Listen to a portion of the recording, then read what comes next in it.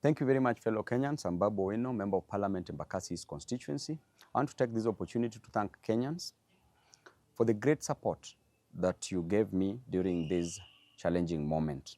I was arrested on Tuesday, the 18th day of July, 2023 at Jomo Kenyatta International Airport around 9 p.m., handcuffed, blindfolded, and thrown in a boot of a Subaru car, driven in the middle of nowhere, put in a solitary confinement.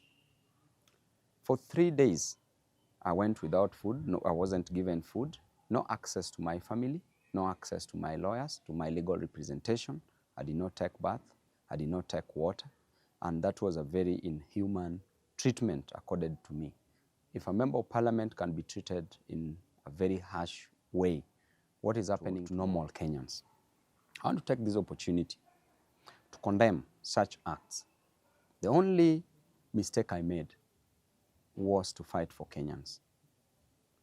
And as a leader, an elected member of parliament, I'm a voice of the voiceless. I'm a messenger. You can kill the messenger, but you will never kill the message. You can harass the messenger, but you will never destroy the message that is delivered.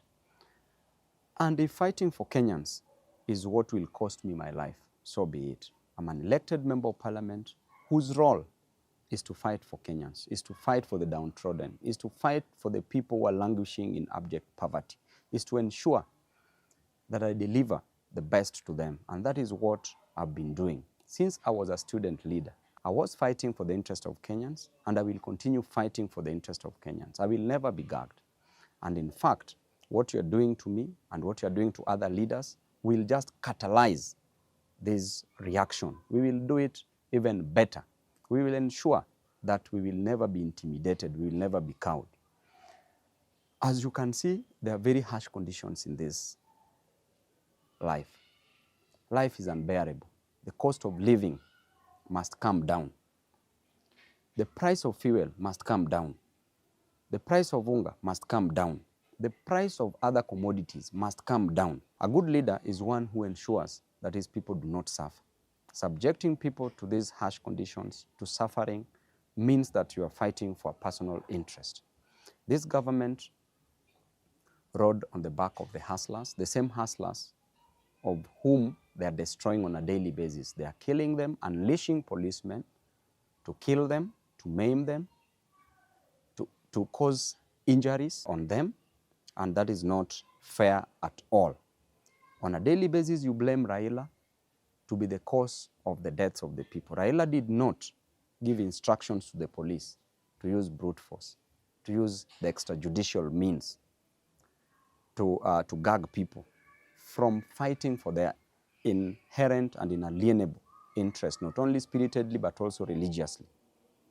Never blame Raila on this, because Raila is not in government. Raila did not take the price of hunger to the ceiling.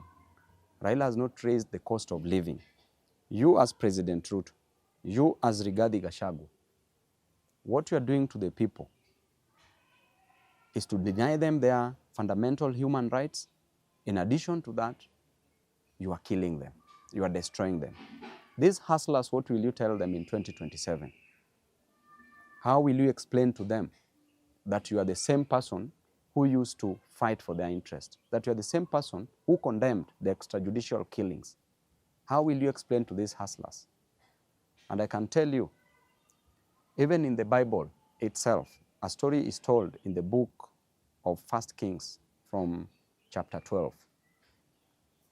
When King Solomon had passed on, because King Solomon passed on after increasing taxes, there was heavy burden on the people. And after he passed on, his son, Rehoboam, took over.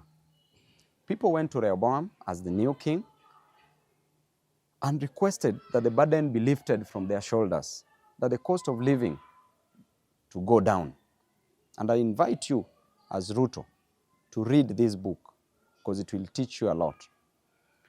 When people talked to Rehoboam to reduce the cost of living, he told them that he would go and consult the people who had worked with his father, the elders. When he went to the elders told him to listen to the voice of the voiceless, to listen to his people and reduce the cost of living. His father went to the young men whom he grew up with his age mates, who advised him that he should be harsh on the people. He went back to the people, told the people that I have a solution for the heavy burdens on your shoulder, and the solution is simple. That number one, my little finger is thicker than my father's waist. That is what Rehoboam told the people. Number two, he said, if my father used whips on you, I will unleash scorpions on you.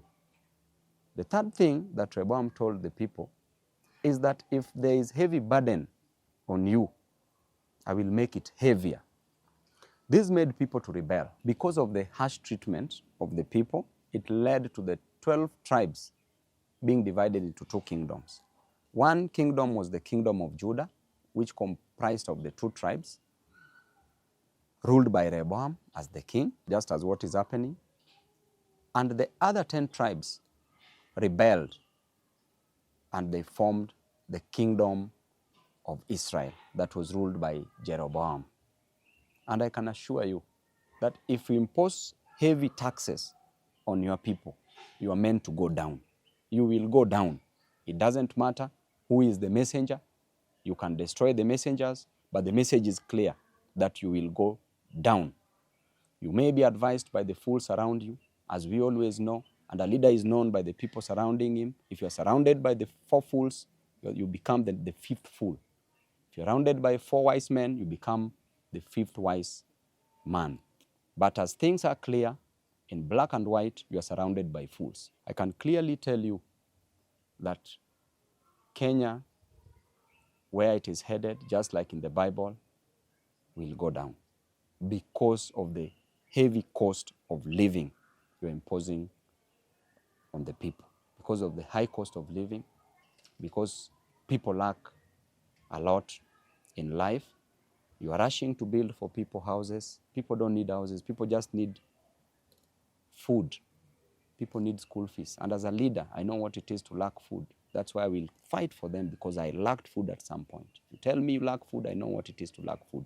If you tell me that you lack school fees, I know what it is to lack school fees. You are rushing to build for people houses, which is not a main challenge, but people's main challenge is the food. Just let the cost of living come down. If it doesn't come down, it must be forced to come down.